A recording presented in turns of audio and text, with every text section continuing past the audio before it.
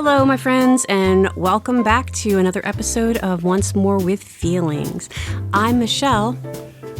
And I'm Beth. And this is an emotional journey podcast where we talk about our feelings about movies, the films we love, the ones we don't like so much, and maybe we come back to something and we find out that maybe it's not what we remember.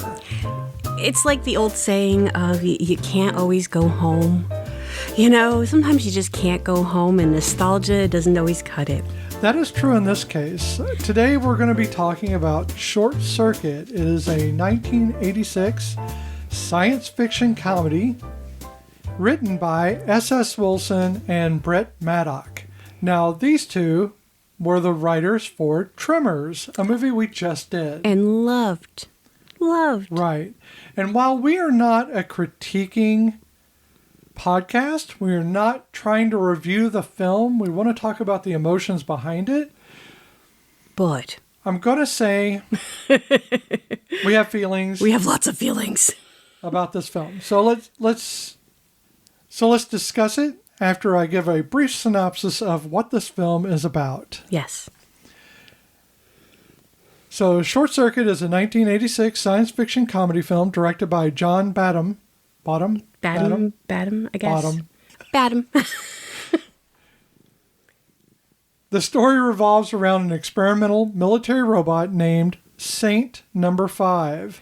SAINT stands for Strategic Artificially Intelligent Nuclear Transport. No, it's not transportation. I don't know. You're the one that started saying it. You don't have your notes? Well, I only wrote TRANS period because I ran out of paper. So you didn't finish writing it because you didn't want to go to another line? I didn't. Okay, can't move so I can look that up while we... That is actually the epitome of how we feel about this film right now. Honestly, I was having trouble trying to figure out... Oh, let me finish this out, okay?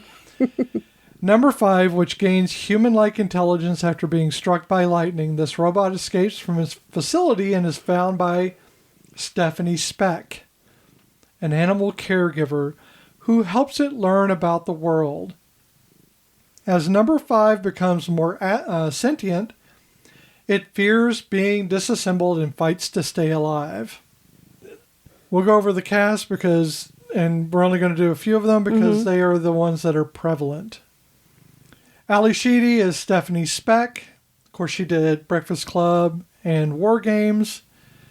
And she was also in Psych, a series that we love.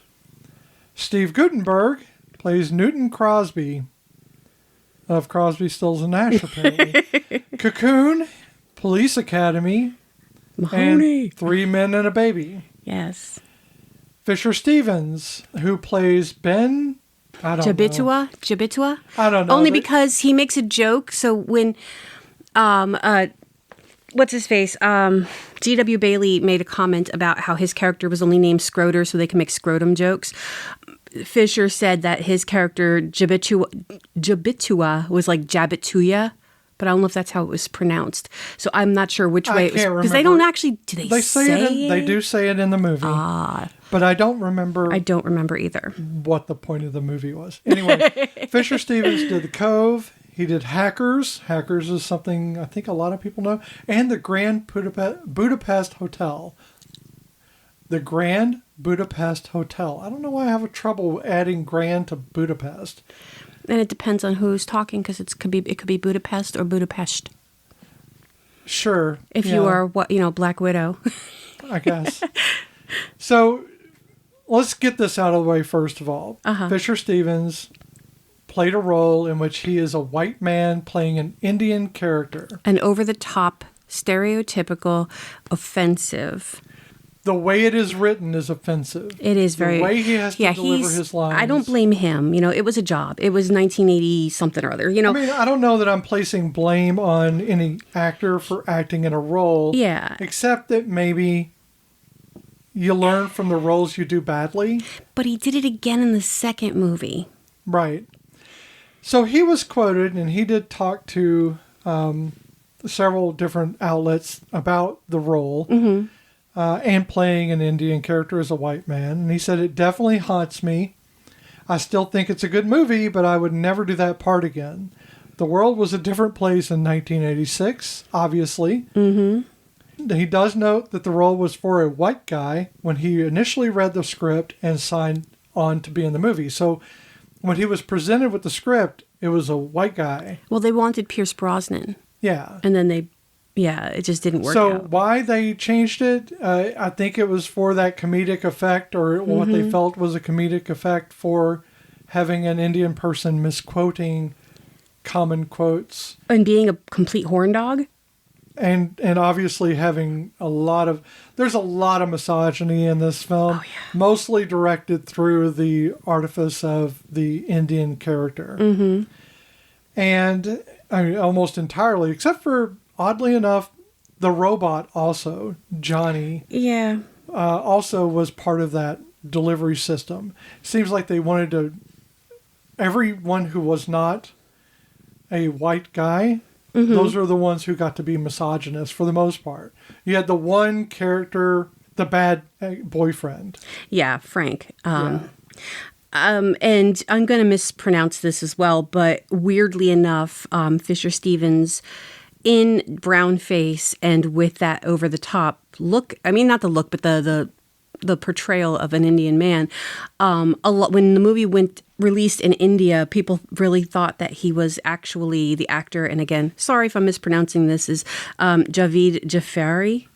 And he had to actually do an interview and basically be like, oh, that was not me in that movie. Because people were like, oh my God, he did a movie in Hollywood. Because I think he had like one movie prior. And he's, I think, a Bollywood actor. So people were like really excited for him. I mean, he was convincing as far as his looks in the role. I didn't know. But literally. We were children. We were children. I mean, this was 86. I was, all of 16. I was 12. And I don't remember watching this movie as a late teenager adult anyway. So I honestly... I hadn't seen this. I think I saw it in 90... Maybe 96, maybe 95 or 96. It wasn't something I was watching. It was just on in the background. Yeah, I was going to say, it might have been playing in the background. I mean, I have a sister who's 7 years younger than me, so there's a good chance that she was watching it. But I don't remember it being... I didn't even remember half the characters. I forgot G.W. Bailey was in it. I forgot that there was even a quote-unquote Indian character. Yeah, because Steve Guttenberg and G.W. Bailey both were in Police Academy. Yes. Which I think came right before this. I think so. Yeah, it was 84. Yeah, because he was Police Academy was 84, so it was 2 years before this. So they must... I don't know if they got cast separately and just happened to be in the same film. Yeah. Or the fact that they wanted a protagonist who had that... chemistry with him already. Right, yeah. and that's probably honestly, I really half expected him to scream Mahoney at one point. And then you got Tim Blaney in it, who, of course... who I know him as, weirdly, because he's a puppeteer. Mm-hmm. He does Johnny Five. Yes, he's the voice of Johnny Five, which they weren't going to keep that voice originally, but it was like, well, we're in it now. But you know who else he plays? No. He's the pug. He's Frank the Pug in Frank the Men in Pug. Black. Oh my Lord. Frank the Pug is the best. He's the whole reason for the movie, even though he's only in like a little bit. Yeah, but he's in a couple of them. He's in two of them. He's a puppet in one, in which Tim Blaney actually does puppeteer him. Oh my God. Not just voice him. Love Frank the Pug. So that's kind of funny. Aww. But so the reason why we picked this film, we wanted something... nostalgic, really. It's nostalgic, but it's also that it's a palate cleanser from any deeper stuff. Mm-hmm. The last film we did was Strictly Ballroom. That was kind of nostalgic, but it was a feel-good. It was nostalgic, but it had deep themes to it. And I think why did you want to pick this movie? I really was just going by, like, we were talking about movies to put on the list that we have, our big long list that's a mile long. And this was a movie I remember enjoying. I remember thinking, oh God, it's such a fun movie. And even like looking back, I'm like, yeah, I mean, when you talk about movies of your childhood, this was one of those movies that I liked. I liked Johnny Five. I liked the concept of this robot finding humanity. Did I recognize that theme as a kid? No. I loved that Ali Sheedy had a house full of animals, and I thought that was cool because, again, I was 12. And so it's disappointing. So I wanted this movie kind of for the same reasons. I remember this being a deeper movie. Yeah. When I was a kid, I think I applied a lot more depth to the movie than there is.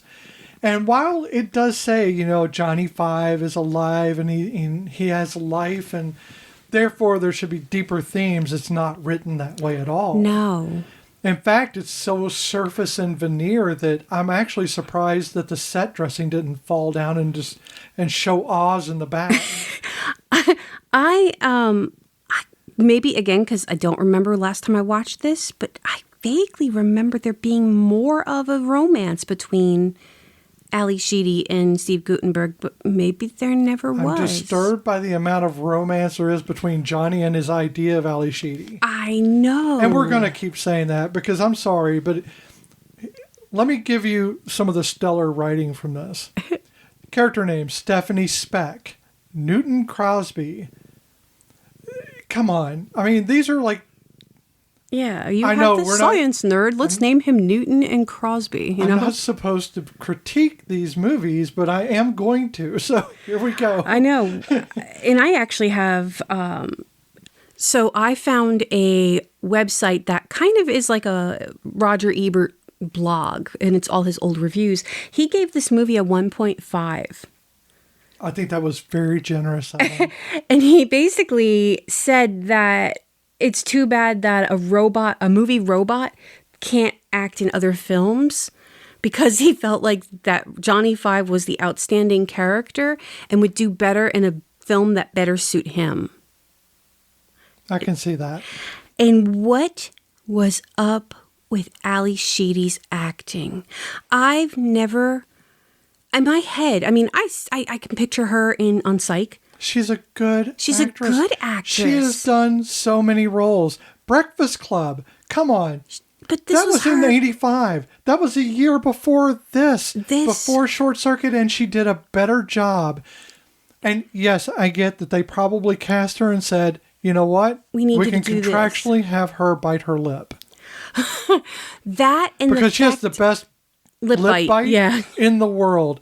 It'll turn everyone gay. But for different reasons. Exactly. But I felt like it was just, okay, we want you to keep it at this level at all times. And never deviate. From and no matter what she's talking about, whether she's sad, happy, it was that emotion. And it was just so... I don't want to trash this film. No, but because I have fond memories of it. But I think this epitomizes how I feel about this movie now. Okay? The song, Who's Johnny? Mm-hmm. That is what, to me, epitomizes the movie. Maybe that's it, yeah. So if you look at it, this is it's a DeBarge song. El DeBarge. Yeah, it's a DeBarge song. And DeBarge has good music. Mm-hmm. However, he didn't write this song. No. It was given to him. And it was given to him by the same... Well, not the same people, but it was written by the same people who wrote Starships, We Built This City. Now, if you ask Grace Slick if she liked that song... No. She hated that song. Yes. The only reason she stayed with the group at that point and sang that song is because of all the shenanigans she pulled when she was younger in the group and caused such strife with her drug use and everything else, that she felt she owed it to them to do it, and she hated that song. I have to feel that DeBarge felt the same way about Who's Johnny. Yeah. It's not his music. He didn't write it. He didn't want to do it. But he was convinced that if he did it, it would help focus on his solo work. Okay. So wait, Grace Slick wasn't upset about the song she did for Mannequin? I don't know. We haven't gotten there yet. But that's another one. I'm kind of, after this, I'm a little afraid to do any more 80s movies. I think once it hit Starship, once they start calling themselves starships, she probably didn't enjoy any of it. And once again, my weekly supernatural references, that's the reason why Dean named those monsters the Jefferson Starships, because they were so terrible. So Peter Wolf is the one who wrote Who's Johnny? And he didn't... And again, this is one of those things where it maybe matches the energy from the movie's writers. Mm-hmm. I wrote the song one morning, literally lying in bed. I woke up and I was toying with the idea, and the whole thing was right there, chorus and all. I think that's the kind of effort that we're looking at here. I mean, it's a catchy tune, and I will have it stuck in my head now for the rest of the day, but only the chorus. Yes, and that's the movie. Who's Johnny? No, I'm saying. Yeah, no, that's it. The movie is what you're going to have in your head now all day, and it's catchy. Uh-huh. But and it's you're not only a good remembering film. you're only remembering the catchphrases of the robot. Well, really, yeah, what you're remembering is the robot. And at the time in the 80s, that was so fantastical to have this robot seemingly autonomous. And you can, as a kid especially, you're going to get into that mode of thinking that this is a real character. Mm-hmm. And that this is not a puppet. Despite all the things showing you that it's a puppet, all the strings and everything else. Well, but you're going to see those things and you're going to think that this is actually happening. And you start going into where you blind yourself to the reality of things and just go with it. Yeah. But the absurdism that's there, it really, as an adult, it pulls me out. It really did. And that was upsetting. I think it could have been a good film, but the problem is the writing was so depthless. It was so shallow. And so normally we would go like through the movie and talk about like different scenes as the movie progresses. I don't want to do that. I don't want to do it either because honestly, I can't. I don't want to do it because it just seems like we're doing a blow by blow of a movie. And it's going to just make us more and more despondent towards it, really. And I don't think it's a bad film. I think it's a good film for a kid who doesn't know anything about anything. And if parents don't mind bad words, because there's a few. Well, isn't wise to the world and who perhaps doesn't look at actual technology now. It didn't age well. No, it did not age well. This didn't age well. But as a kid from the 80s, it was a good film. It was funny. It was stupid in all the right ways. It was sexist in a lot of ways that the kids didn't care about because it didn't affect them. No. I know that they were saying that they tried to design Johnny Five and all the robots to be about 50 to 100 years in the future. That was the design because they were looking at the rounded curves of a C-3PO and R2-D2 and they wanted to do something different. And I get that, but Johnny Five, I mean, he doesn't look dated. I am going to stop you right here. Okay. Johnny Five is basically all of our rovers. Oh my God, he is. So while they have different traction, like different treads, they have different wheels, stuff like that now. Basically, it is kind of well designed for a rover. For a rover. Maybe not for a combat bot. Yes. And like I said in the little teaser, all of the laser beams are the sounds of the proton packs from Ghostbusters, and which let me was get pretty into cool. the lasers here for a second. The lasers. The lasers apparently have a detonation point.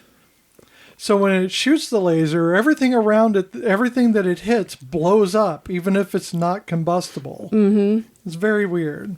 Those are the prime 80s movie effects you expect from the 70s. I mean, I think that's when Dr. Evil talks about how he wants sharks with laser beams, that's what he wants. He wants a Johnny Five laser cannon mounted on top of these sharks. There are good bones to this movie. Mm-hmm. And I think the problem is when you have good bones to the movie, it doesn't mean anything if you don't have connective tissue. Exactly. And there isn't any.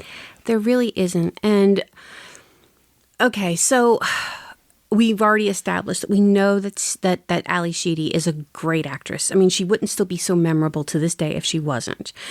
And we know what she has done in her career. And then you look at Steve Guttenberg and you're like, okay, I love Cocoon. And to me... High spirits. He's a good actor. Now, granted, he tends to play 3 Men and a Baby. Yes, but he's playing pretty much the same character across the board, if you really want to look at them. But at the same time, they're believable characters. Community, a couple of episodes. Yes, he was I forgot about that. But where he plays himself. He basically plays himself. But what gets me is this character could have had more depth. You have basically a very highly intelligent genius who created these robots. He did not create them for war. That was the military, but he created these robots. Now, he has this whole thing of, it's just the programming. It's not blah, blah, blah. They can't do this and that. It's just the programming. And yes, that's his sterile scientific way of looking at the things, because that's the logical thing for him. But I don't believe that Steve Guttenberg is Newton Crosby. I don't think Newton Crosby thinks he's Newton Crosby. Exactly. Because that name is ridiculous. Oh, it's really ridiculous. I just have a hard time believing him as being that guy who builds robots. And even when he says the technical... He's the kid who plays with the robots someone else invents. He is the guy who played with the Radio Shack kits to build the kids got bored halfway through, the radio never worked. Yeah, those little circuit boards and things like that. Because again, when he's spouting the technobabble, I don't believe him. I don't care enough to believe him. And I love me some Steve Guttenberg, okay? I think this movie came out a few years after Ali Sheedy and Steve Guttenberg basically had their what would be mainstream hits, okay? So Ali Sheedy had The Breakfast Club and War Games.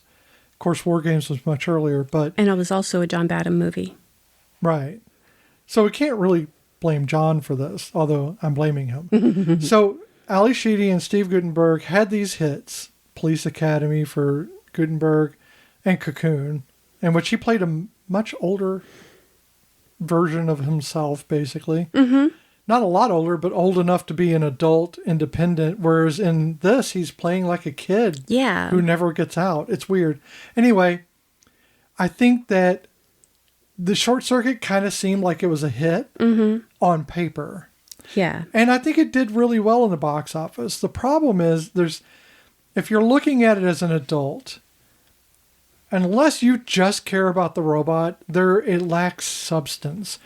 And the very first thing you think about when you think about this movie, or at least that I think about when I think about this movie, is the emotional aspect of it. Sentience, identity. As a trans woman, I think about identity when someone brings up this type of situation where a robot gains sentience. It's almost like it's just coming out. And you can draw those parallels. And as a kid, I definitely drew those parallels, but I thought it was much deeper. I thought it was too. And I think maybe I just wasn't as deep as a child. So when you're in the shallow end of a pool, the deeper end seems so much deeper. Yeah. But now as an adult, I know that the deeper end is only about hip height. So it is the difference of where you're standing as to whether or not that pool is deep or not. And I think we've all, as a society, I would hope as a society, we have evolved to a point where the shallow end of the pool is what everyone else's deep end used to be. Yeah.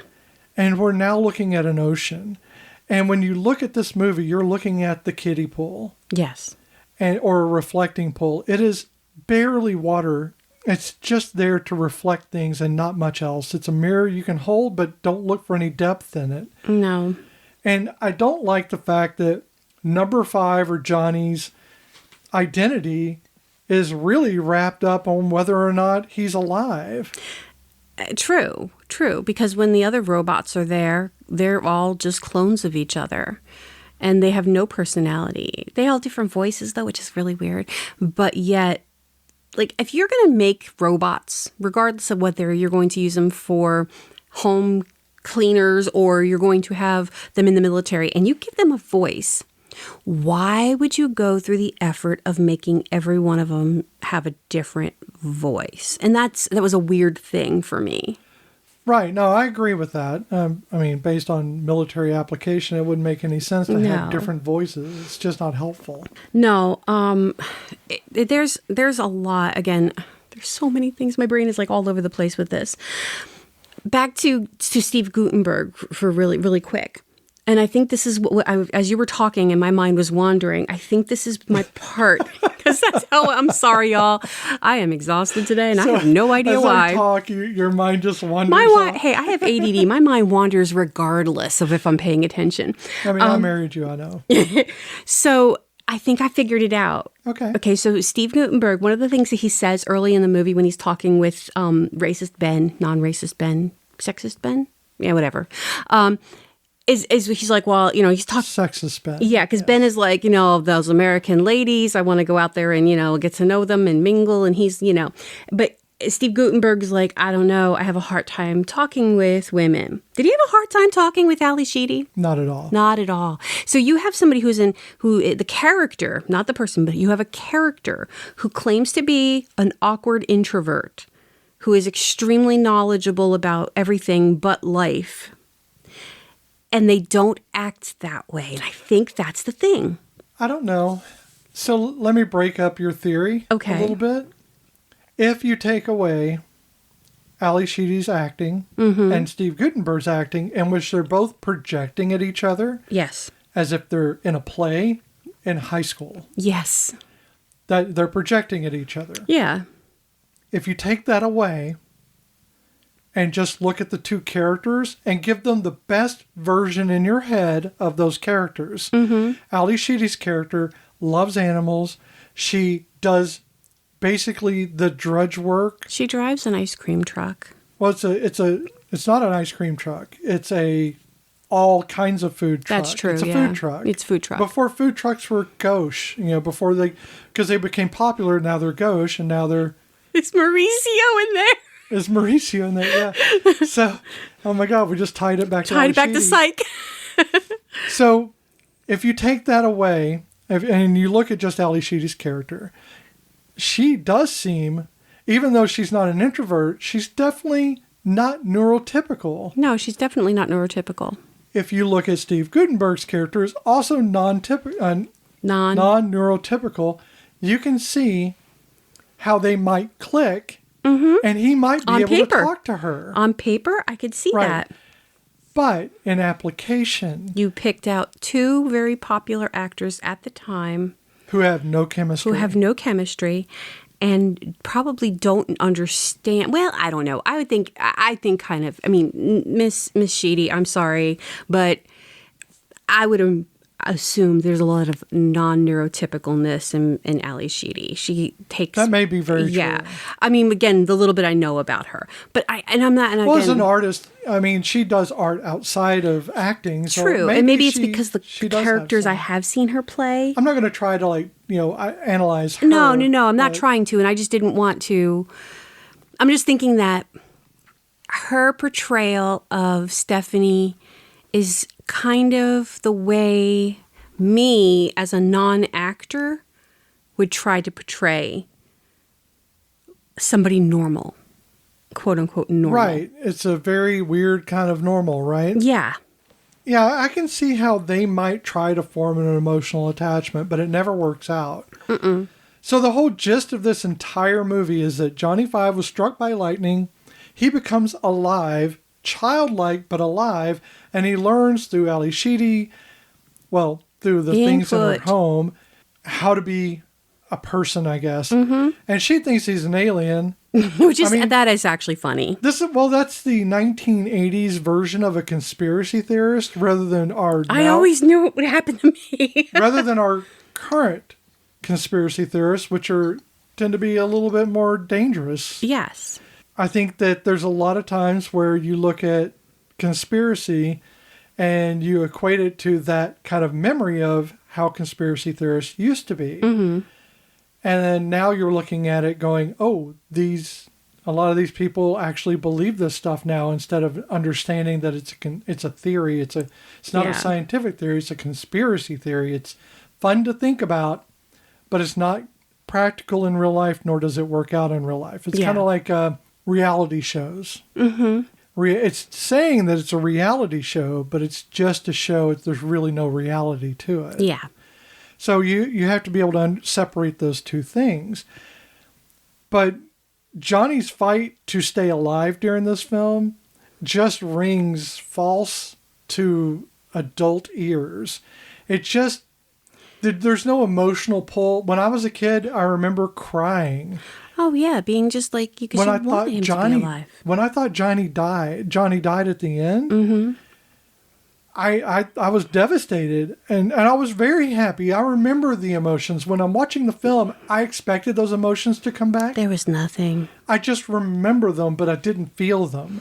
So I've got Johnny trying to stay alive, but I don't actually care if he stays alive because it's all so placid. It really is. And I know I mentioned this a couple times when we were watching it, that I was having some PTSD. So my cousin is 7 years younger than me. I was the oldest by like 6 or 7 years for most of my cousins. And my one cousin, he is the only male in the family at that time of all of us in that group. Of the children. Of those children. And he was the kid who repeated everything over and over and over and over and over again until you wanted to smack him so hard upside the head. But this movie was one of his personal favorites. So when I had forgotten a lot of the quotes, I forgot a lot of Johnny's catchphrases. All his quotable quotes. Oh, God. And as they were coming out, I'm like, I wanted to throw up. Like, I just remember hearing this all the time. Well, and that's one of the things, too, is it was cute when you're little. Yeah, but even as a kid, I was annoyed by it, you know? That Johnny does all these voices that he hears from television. Yeah. But then what you get now is first of all, anyone watching this now wouldn't understand half of what's being said. No. These are very old movies that are being quoted or commercials that are being quoted that just aren't prevalent anymore. I mean, and even like that was funny. I did think that was funny that I was in my head singing along to the jingles in the commercials because they were the ones that played when we were kids.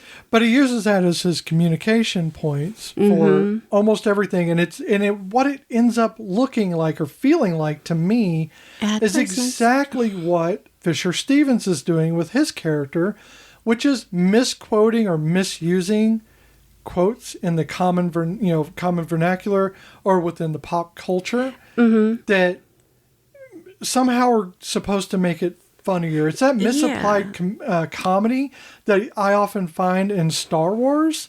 Like they try to go for levity, and I'm like, this doesn't make any sense. This makes me feel uncomfortable. Where we're like with Fisher Stevens' character, it is meant to be like he doesn't understand the English language 100%. Again, racist.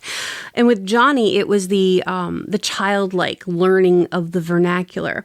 The things I appreciate. Kind of racist for a robot. For a sentient robot. Yeah. The thing I appreciate about Johnny is, so through the whole movie, he goes by number 5. And at the end, he gives himself the name Johnny. But what you do see, and this is like I said, the thing that I appreciated was his growth from using third person to using first person. So at first, he refers to himself as number 5. Number 5 is alive. And number 5 this, and input. And he's using like very... basically elementary to, babyish words. He's Literal putting big language. words, but he's using, 2 or 3 word phrases, very at the point or to the point. And then as he's exposed to television, and even she says that, basically that'll rot your brain. He's getting a lot of his language. We can, that's a lot of Splash Madison. She did that. She got her language from television, which again, that's a movie that I'm almost afraid to do as well now. Okay, now I know that there's a lot of sexism in there because John Candy's character, but that's his character, so there's no pretending with that one. There's a lot in it, and there are a lot of themes to Splash, and we'll get to that eventually. And that one is a movie I love, definitely. But it's definitely I feel like there's a little bit of a growth with him when he does start to have conversations that are more than just 2-3 word phrases. The language isn't my issue. And it's still childish. It's still definitely childish because children, as somebody who works with children, they even as they get older, I was still working with 5th, 6th, and 7th graders who were still using television and video game taglines as parts of conversation. And hell, I do it too, because I will still, in the middle of a conversation, sing a line because I hear a song in my head and it's got to be sung out loud. And But that's an associating thing. But Johnny Five never grows out of that. Like that's the level of his maturity, because we're probably not going to do the second movie. There is from what I remember, the second movie, that vocabulary never changes. That way of speaking never changes. Steven Guttenberg does actually regret not doing the second movie, and they didn't put Ali Sheedy in it because they couldn't afford her, and Gutenberg didn't like the script because they didn't have a satisfying script at the time when they were offering it to him. He says he regrets not doing it, but honestly, though, does he? I mean, maybe. I can see how, as an actor, you want to progress something. I can't remember when that one came out, so it would really depend on what he was doing at the time. True. One of my issues one of the many issues I have with this film is that, Johnny Five's fear of death. Mm-hmm. That's the motivation for this entire thing. Oh, yeah, when he realizes that disassemble means death. Right. This rudimentary thing of being disassembled equals death, which, for a robot, how is that? That's not a thing.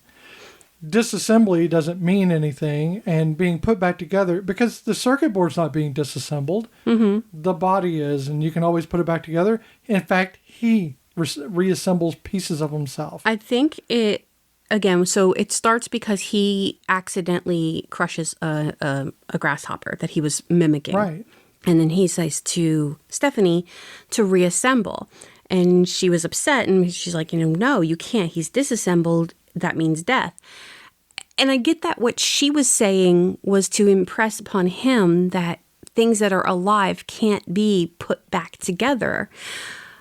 And so I think that's what he's equating to. And while he did rearrange his own self, that was his choice. No, I'm saying the body parts. I'm not talking about him reprogramming himself, which, by the way, hardwiring something is not reprogramming. No. I'm not trying to be critical of everything in this, but the fear of death is also shallow. Yes. Because they didn't even... If you have a fear of death, what else do you have that couples with that? I mean, a fear of living to a certain degree, because you're not going to try to do anything. Right. None of this is because you're addressed. too afraid to die. Right. None of this is addressed. Okay. Mm-hmm. I think that a lot of this film glosses over pretty much every aspect of that. This is supposed to be a comedy. I didn't find anything funny in this. I did not. I remember, again, laughing as a kid, but I think it's because of, you've got those catchphrases and you have... It's the slapstick.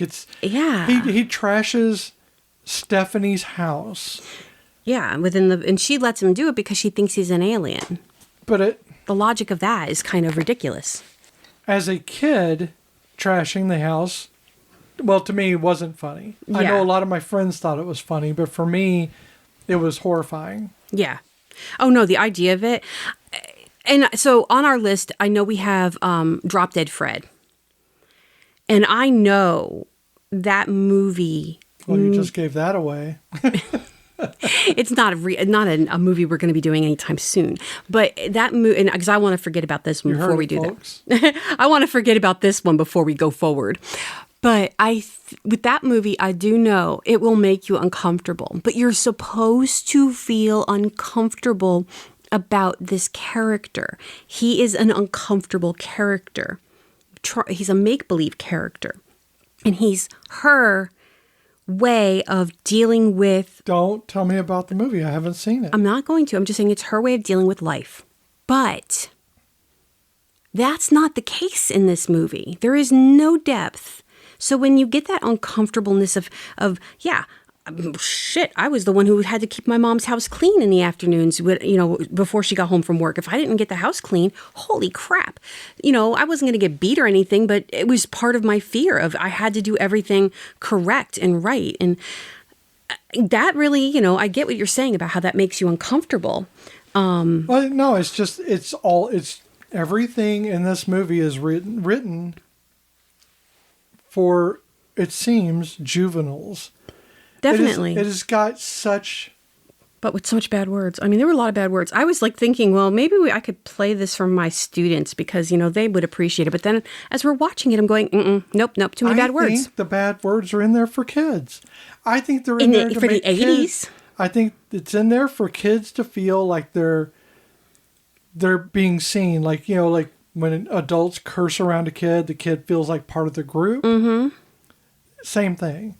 I think Short Circuit was written for kids, kind of sideways for kids, so that they could hear all the bad words kind of that Goonies wouldn't say. Yeah, it's like having a kid movie but catered to adults. Right. Like in a way. Because again, there's no way I could play this movie in my classroom. Well, yeah.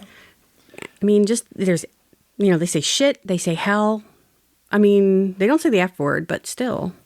So even things like Ali Sheedy's character, Stephanie, her sense of compassion is the thing that they drive home initially with all the animals she loves. Yes. She's got a raven in a cage outside, which is weird. Mm-hmm. Just in the open, in a cage, and that's where it stays. Mm-hmm.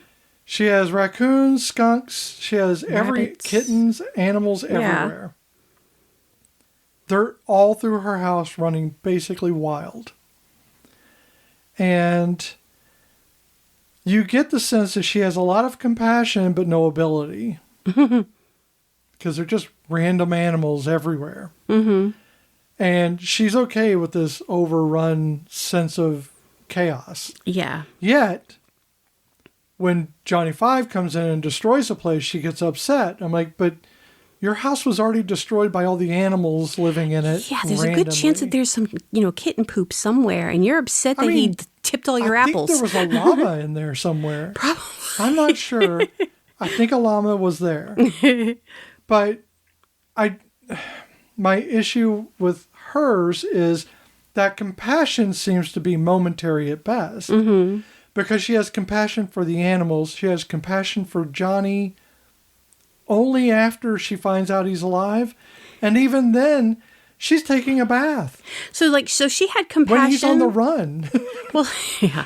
She had compassion when she thought he was an alien, and then got pissed off when she realized he was a robot, and then regained that compassion when she realized he was alive. It's like, okay. And to me, a lot of that makes sense. Because if I have, let's just say, I'm going to draw a parallel to my life. Mm-hmm. If I have friends or I have people that I know that love animals, mm-hmm. and they find out I'm trans, before they find out I'm trans, they like me just fine. Mm-hmm. And we have animals in common. We can say, oh, yeah, I love cats. And, oh, I love cats, too. Mm-hmm. Then they find out I'm trans, and then they don't like me anymore. Okay.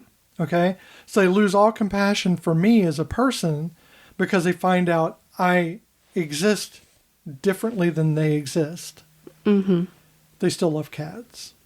Okay. So I can see that parallel. But the problem is it doesn't get any deeper for Stephanie. No. Because she goes right back to compassion again once he enters her life. It's like she just turned it off.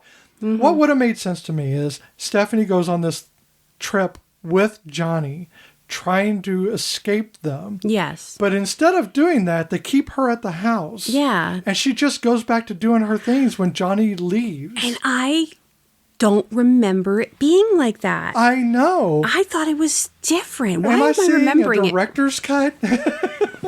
I mean, are we getting a version of the movie that was not the version we saw as a kid? Wait, are we in a different timeline? This brings up something, and this is for Stephanie's character. It brings up a shortcoming, I think, that happens in a lot of things. And I think it gets pointed out really well in Newsroom, mm-hmm. Aaron Sorkin TV series. It is pointed out that there's a character in the show. He is trying to act like a good guy because he thinks he's not a good guy, but he hears that that's how you're supposed to act. So he's busy acting like a good guy because somewhere along the way, someone told you you're a bad guy. So therefore, you've been trying very hard to act like a good guy, but you're already one. Okay. That is that sense I get from Stephanie's character. And I hate adding depth to this. Yeah, I'm adding a we depth. are. I'm adding a depth that does not exist to this character.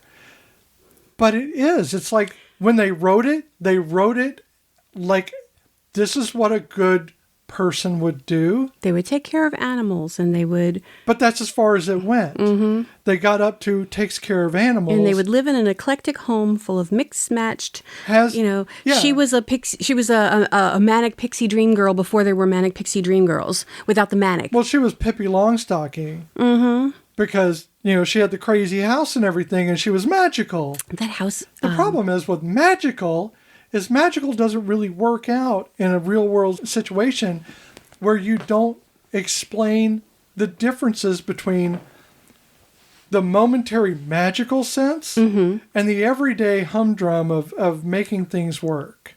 Exactly. Stephanie's personality seems to change based on whether or not the camera's pointed at her. That's what I'm trying to get at. Like if you were to aim it away from her, suddenly Stephanie would be a different person. But you're aiming it back at her, so now she pays attention. She's in the bathtub. She's not thinking about Johnny Five at all. No. She hears a noise. She thinks it's her ex-boyfriend. Because that's how trite this entire film is, in a way. Yeah. Is that it ignores real emotional depth. Why did she not go with Johnny to try to help him get away from these people? Yeah. But instead, she stays right there and doesn't bother. Once he's gone, he's just gone. He's just out of the... I would be worried sick. I would be trying to find him. I would be trying to find whoever could find him for me. It's a robot in town. No one else even saw it. Exactly. But using your analogy of the character in Newsroom being one way because somebody in the past told him that that's how you're supposed to be, maybe that's why this movie is the way it is.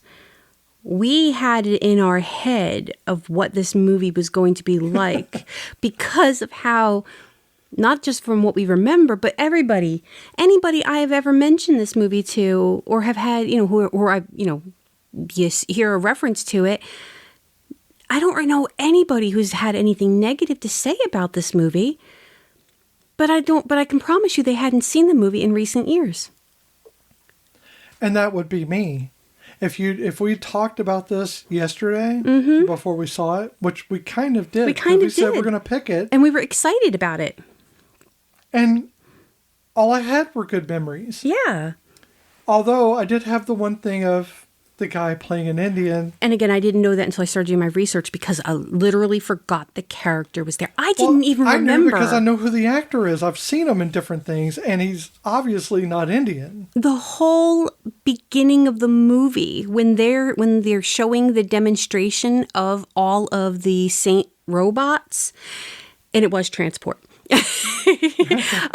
When they're showing all of the Saint robots blowing up the tanks and the Jeeps and stuff, I don't remember any of that.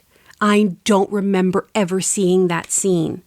So, did I always come into it when he gets struck by lightning?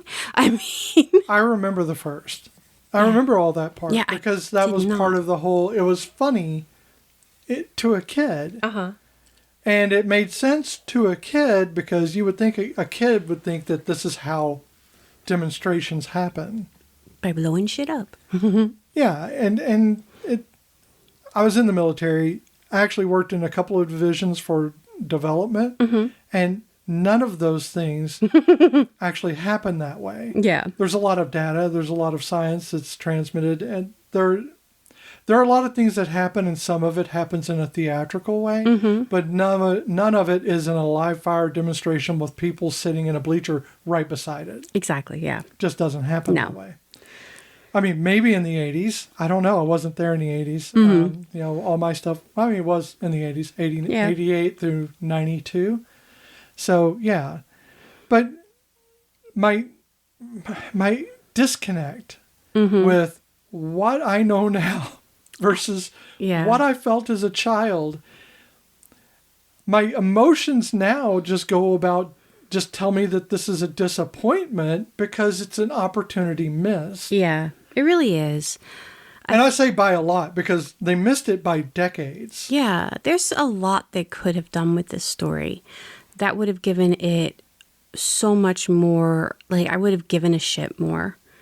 And unfortunately, I don't. And I don't care if we ever see this movie again. And that's sad because, like, I even thought to myself, maybe we can, like, if we have grandchildren someday, we could be like, this is a movie that Nana used to watch and Oma used to watch when we were kids. You're going to love Johnny Five. Oh, yeah. No, I hate it. I didn't hate Johnny Five. It just I didn't feel hate anything. him, but yeah. And now I'm wondering if the second movie was as good as, not saying it was good, but like, I don't know. I remember like vague scenes of the second movie, but I don't even want to see it now.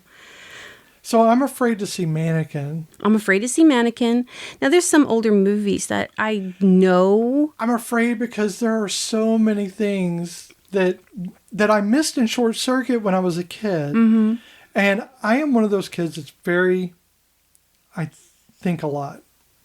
And what I'm not saying I think a lot because I'm very intelligent. I say I think a lot because I am self-aware. Mm-hmm. I am very self-aware of the things that I do, the things that I say, and then that makes me aware of everything that people say and do in their own lives. I am constantly watching other people because I never understood their mannerisms, their facial expressions. I had to study all that to figure out what those mean. Yeah. Because I didn't have an establishment of what those baselines were. So when I say that there's a disconnect between myself as a kid, it means I missed a lot that I thought I was aware of. The depth wasn't in the movie at all. The depth is now within what I felt as a kid versus what I feel now. Why so many changes? Some of it can be attributed to I learned things. Yes. You learn the brown cow gives chocolate milk. Yeah. You can attribute those changes to learning new information, but that's not the only thing. There were things that as an autistic child, I missed that only now I'm seeing as an autistic adult that I saw that I just didn't notice back then. But I think nuance. I think you're right, though. I have to wonder if maybe we just thought it was a kid movie for us. I did. Yeah. I did think that when I was a kid. I thought it was for us. I didn't think it was for adults. Yeah, so maybe... Not once would I even think an adult would watch the movie. Don't remember what I thought about, like, on that aspect of it. But wait, was G.W. Bailey in Mannequin? Was he the store guy? The guy? Oh, I think he was. Holy shit. Are you kidding me? Okay, I'm going to look this up now because now it's freaking me out. I think he might have played the watch guy, or the one who, they're hiding from. I do think Mannequin, I'm not so afraid of watching that one again because I do remember that one a bit better. And while there might be misogynistic 80s references, we do have Hollywood, and Hollywood makes everything better because he was like my favorite character in that movie. You're not going to believe this. Was it? He is. He's I think he's the security guard, isn't he? I think so. I think he's a security guard in that movie. Oh, God. He is in it. Holy crap. Captain Felix something. I can't see the whole thing. Yeah. That's crazy. I'm sitting here going, wait a minute. I completely forgot about that. How is it? I'm looking at the cast list on, like I Googled it, and I'm just seeing the whole cast list. Yeah. How is it that Andrew McCarthy looks better now than he did as a kid? No. He is, I have to say, even old, he is stunning. Oh, I know. He's a good-looking man. Kim Cattrall are just stunning people. It's crazy. Yeah. Well, Kim Cattrall, yeah. I want to do Mannequin, and I also want to do Weekend at Bernie's. Now, I know that one's going to mess us up, but at least it's got some type of, it's got the humor in it. So, I think. I want to think that Mannequin has some depth to it, but then again, we're going off that my theory of music being a indicator of the thing that you're watching, and if it's written by someone who doesn't get out of bed to write it, That's true. that it's probably slapstick and probably not near as much fun as you remember it being. Yeah. In this case, Mannequin to me, and I'm just going to throw this out there because I don't think it's actually true. Mm-hmm. I think I'm doing this just purely for humor, but I think it's like having a fuck bot. I think Mannequin is basically a movie that, and there's already a couple of movies out there right now about, I think it was Dennis Quaid's son. I forget what his name is. Oh. He's in The Boys. Oh, okay. He's the protagonist in The Boys. Oh, I didn't realize that's who that was. Yeah, so he has a fuckbot. That's actually what he has. And he reprograms. I don't know if he... Cherry 2000? Kind of, in a way. Yeah, like the... Was it Cherry 2000? Cherry 2000 is a movie, yes. Yeah, but I forget it. I couldn't remember if it was the 2000. If I had the number right, I was just throwing that out. But, Mannequin is kind of like a magical fuckbot. Instead of, like a I don't know. I mean, she's not really a mannequin. Not anymore. Not if you make her into an honest woman. Wait. Was there a sequel to Mannequin? There is a Mannequin 2. Oh my God. Ew. How come I don't remember that? The rewoodening. Oh. No, Mannequin 2, the stiffening.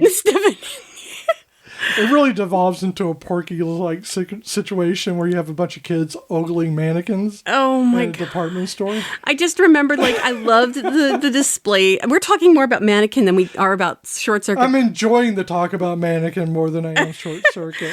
Yeah, because there's not much to talk about. That dog was cute. He looked like Benji.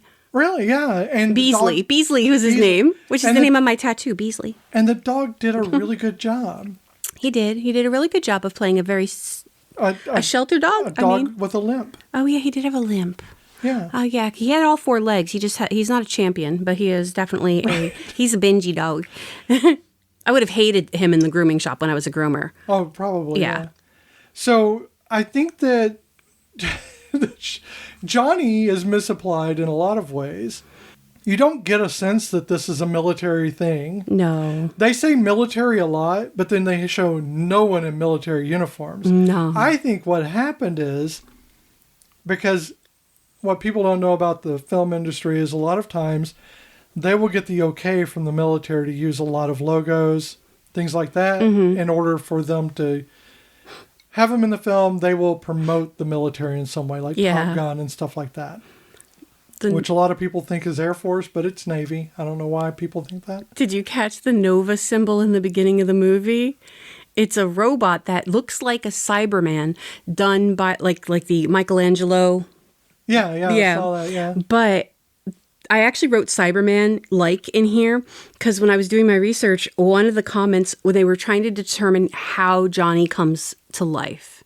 So when they were spitballing the storyline, they were like, so how do we bring this robot to life, quote unquote life? And somebody was like, well, should it be like a fallen soldier and his brain was put inside the robot? And they thought that was too macabre for kids to watch. So that was even brought up that it was for kids, And all I wrote was Cyberman. That would have been messed up if they had on the Cyberman route and had, because that's what I actually think it would be better. Perhaps then you could have that conflict of recurring memories, of regaining emotive responses. Mm-hmm. Those things where Johnny laughs because Steve Guttenberg tells a joke. Mm-hmm. If that had been the break in which the character of Johnny realizes he used to be a person, think how chilling that would have been. Rather than... Yeah. Because the laugh would turn into horror. Oh, it would have been, yeah. Think how deep that would have been rather than what happened. I can see that. And then that just harkens on, first season Torchwood, the second or third to last season of the 10th Doctor It on obviously Doctor wouldn't Who. be a comedy. It would No, be, it would not this be a comedy. It would be definitely drama slash sci-fi. Yeah. horror. Yeah. Right? So, yeah, definitely something in the area of perhaps a more serious RoboCop. A more serious I mean, RoboCop. RoboCop had some horrible moments if you actually look at it. Yeah. But overall, it still kind of plays like a comedy to me. I would have a hard time rewatching RoboCop right now because of that episode of Bob's Burgers with the mustache, the Robo mustache cop thingy. Which I think was pretty good technology. I mean, sure, yeah, but that's why Linda married him. But don't let fish odor. We're getting. Nope, yep. But the whole thing is, like Stephanie believes in peace. She's a peaceful person who has compassion for everyone, hates the military. She makes that statement right out. Oh, yeah. But they always equate the military with Nova. Yeah, like... So a private corporation with the military, which kind of like... Iron Man? Well, worse, where we're at right now. Yeah, well, that's true, yeah. But I think that the conflict between the two, the military applications and the peaceful protests about it in the body of Stephanie, and perhaps even Newton Crosby, Stills and Nash. whatever the And hell his sometimes name Y. is. Steve Gutenberg, because that's more believable. Mm-hmm. If those had been played as a central thing, even though they were alluded to in the first, brought up later on as an afterthought, but none of it was actually directly applied. Yeah. The thing between military and peaceful conclusion, like where does Johnny stand on this? Johnny now has a choice, but he never makes that choice because he doesn't have to. No. They just ignore it altogether, and he never has to examine his own life. Yeah, because like he says, he doesn't want to hurt anybody. He doesn't want to kill. He doesn't want to go back. And, he does make those references when he's talking, but yet he doesn't have a problem whipping out that gun to scare the shit out of people.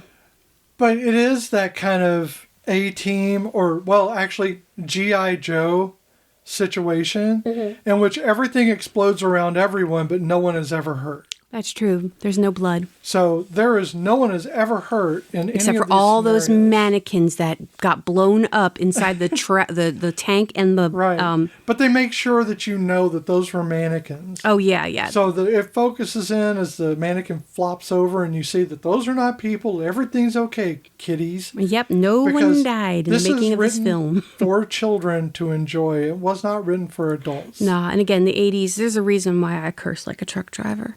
And I know that there are a lot of themes that they try for in this movie, and one of them is friendship and loyalty. Yes. But honestly, I don't feel any of that. I think that all of these seem to be fly-by-night, like Stephanie's friendship with Johnny Five seems to be like very off and on. Like, I really love you, and the minute you're not in my face, I don't even think about you. I don't even think anymore. about you. It's not even a thought. I mean, I'm- out of sight, out of mind is a real thing, but also, it's not. Yeah, well, I'm autistic, and even like my friends who are out of sight, I still think about them. Oh, yeah. I just don't know when I'm supposed to contact them. I mean, it's a position of when do I, not whether I do or not. So, like, now, a few, like about a month ago, our oldest son was sick. Okay. And so since he's been out of the hospital. He got disco fever. Since he's been out of the hospital, I try to do a daily check-in with him because he does live by himself and he doesn't drive. And I mean, he doesn't live by himself, but he lives away from us far enough that I can't be there in a minute if he's sick.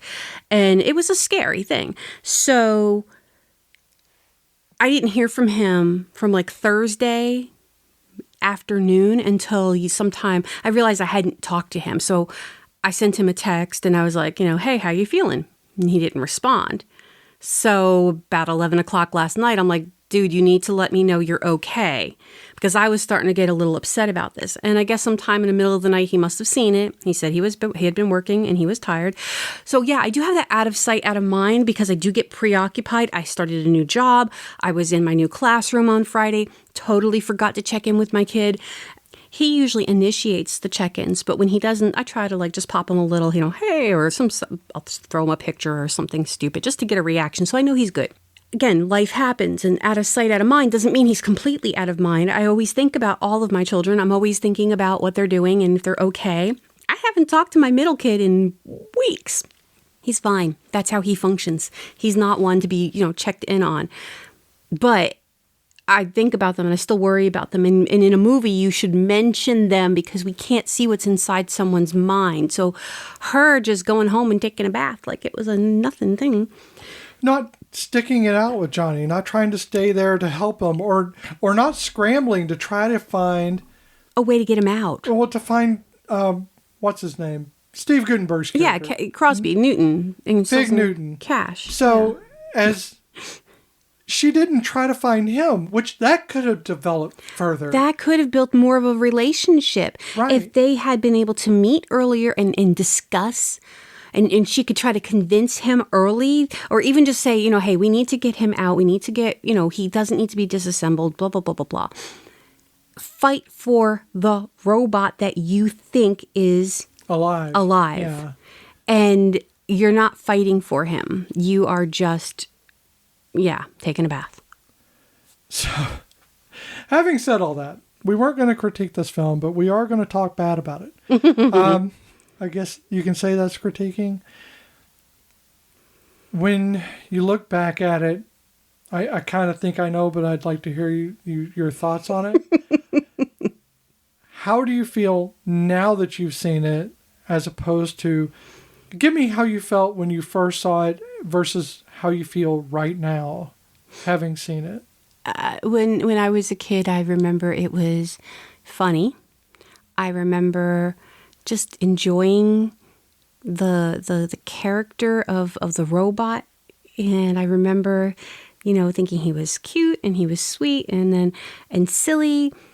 I had a weird crush on Steve Gutenberg before I really understood what a crush was, because again, Mahoney, and I just enjoyed the movie. I had good emotions, good feelings inside of how this movie. And it was a part of our life. We watched it. It was on cable, HBO, played it all the time. Now, as an adult, rewatching this, I'm disappointed. I am a bit heartbroken about how it made me feel and how indifferent and how kind of just frankly angry I was getting towards it. I mean, again, as a kid with my cousin repeating of lines, that was annoying. And then I got kind of sick of watching it because of that. But it was more of when you watch something so many times, you got to get sick of it. If you watch Hook 5,000 times, you're going to get sick of it. And I do get sick of things if I watch them too many times. But now I don't think I could sit through this again. I don't think I could. And I was getting a lot of I could hear his voice doing the sound effects and the noises and the lines, and he would do it in that higher pitched voice. Yeah, you're relating it to that particular thing. I was really having a hard time with it because I hadn't thought of those lines in years. And now you're faced with and literally I could hear his voice in my head making oh my God, yeah, it's a trauma response. I'm having a trauma response. But so when I was a kid, I say kid, I was 16 when this came out, and I did see it in theaters. And it was in our small town. Same theater I saw most of the movies I saw in my childhood, because we didn't really go, you just had the one town and the one theater with the one screen. Mm-hmm. And I enjoyed it. I had a good time. I didn't think anything beyond what I've already told you. Mm-hmm. And then now, I've already elaborated. This entire episode is basically us re-elaborating. Oh, yeah. How disappointing. What we felt when we saw this movie now. But I feel the same as you. I am disappointed that I saw it. I'm not disappointed that it exists. No, because I'm disappointed in the fact that now I don't have that nostalgia. Right. I've lost the nostalgia of this movie. Because now when I think of this movie, I'm going to remember that I did not enjoy it. What I am looking forward to is when we get to those movies that we probably didn't like as children, but we find a new love for now. Mm-hmm. And for all the right reasons. Those are what's going to be the payoff for things like Short Circuit that we lose. And I don't hate this movie. What I hate is that it missed so many points it could have done. It could have done so much better. Mm-hmm.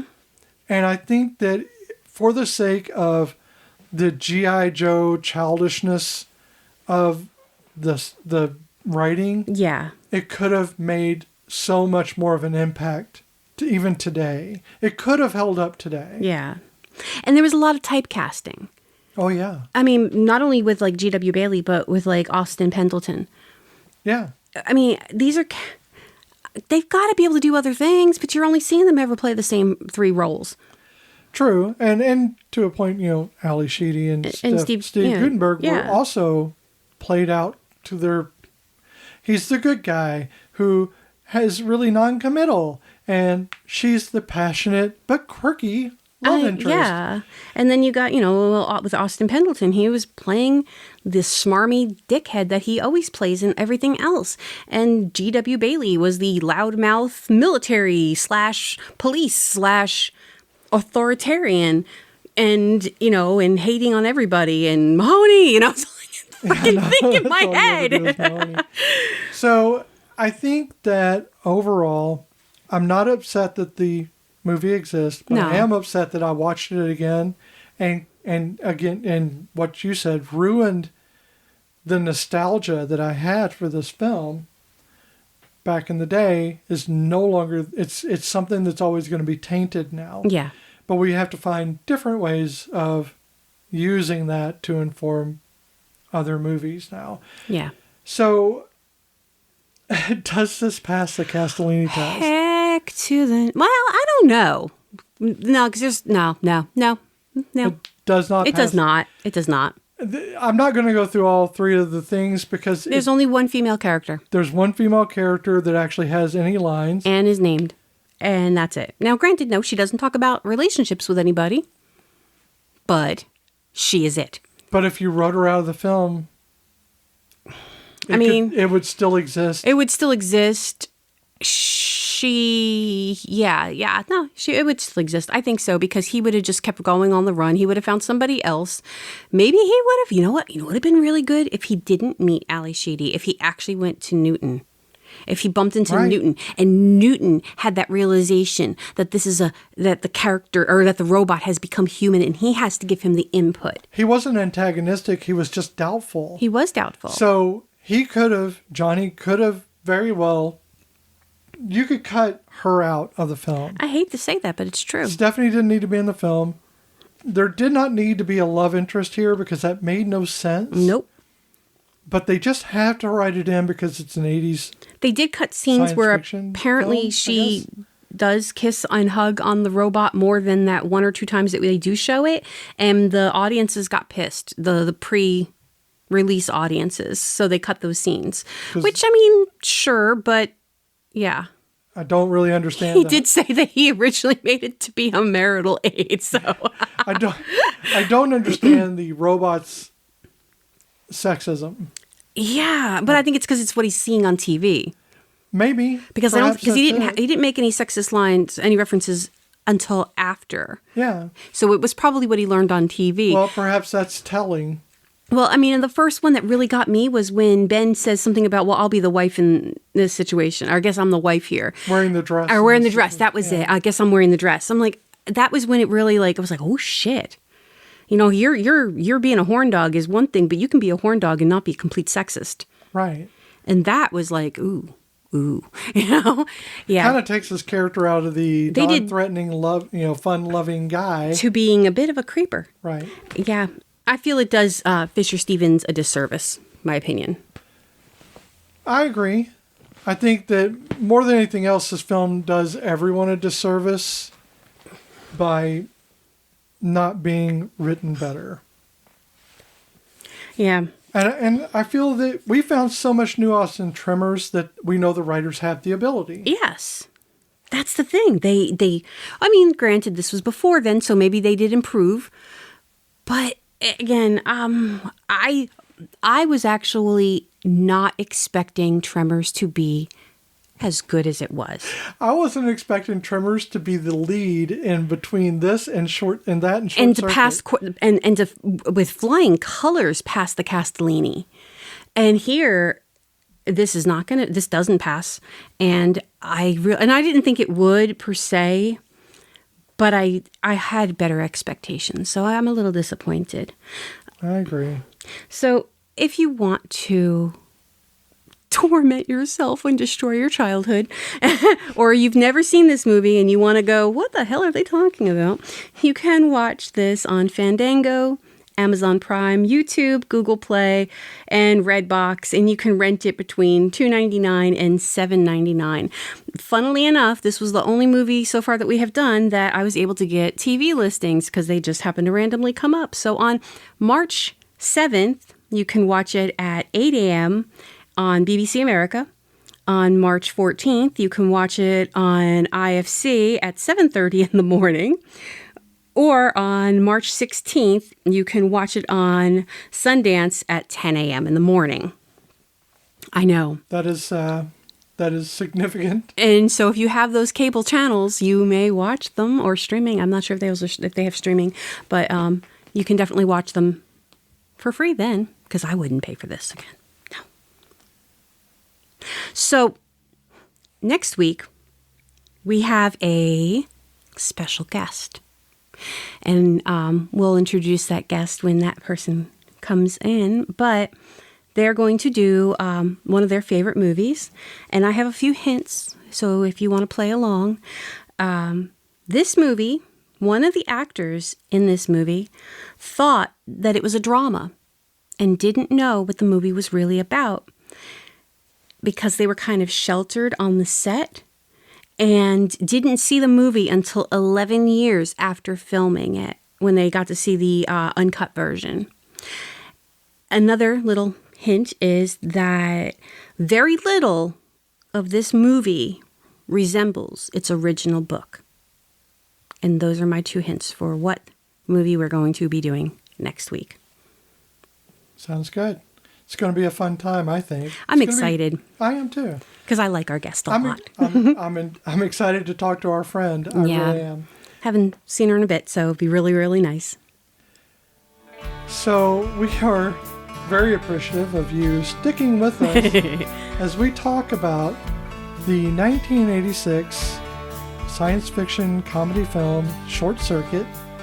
We hope that you give it a chance, just so you can see the disaster that we believe it is, and maybe you disagree with us. That would be great too. Oh yeah. Correct us. Bring it to our attention where we have screwed up, because we want to know. Emotionally, we were wrecked, but that is part of the emotional journey as well, because you build yourself back up and you get back out there and you do it again the next day. Yep. Films are meant to be experienced, and we did experience this film in several different ways, yes, as a child and as an adult, and that indicates growth. Mm-hmm. It also indicates that perhaps our writers did not grow. Maybe, yeah. This has been Once More with Feelings with Beth and Michelle. You can find us wherever you listen to podcasts. Be sure to follow us on Instagram and Blue Sky at OMWFpod. Visit our page at oncemorewithfeelings.podbean.com. Or you can send us an email at omwfpod@gmail.com. Take a moment to subscribe and rate us on iTunes and on YouTube. Until next time, friends, take it easy. Bye. Bye.